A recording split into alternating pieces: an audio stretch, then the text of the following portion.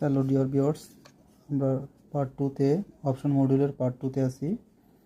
তো প্রিভিয়াস লেকচারটি অবশ্যই আপনারা দেখবেন। তো দেখেন, এটা হলো এসএম অ্যাপ্লিকেশন প্লাস।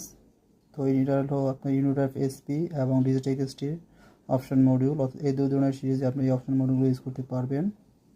তো আসলে এই অপশন মডিউলগুলো প্রোগ্রামেবল, অর্থাৎ সিফট প্রো যে সফটওয়্যার আছে এই সফটওয়্যারের মাধ্যমে এটাকে প্রোগ্রামিং করে, হ্যাঁ, এটা হলো অটোমেশন প্রোডাক্ট আর কি।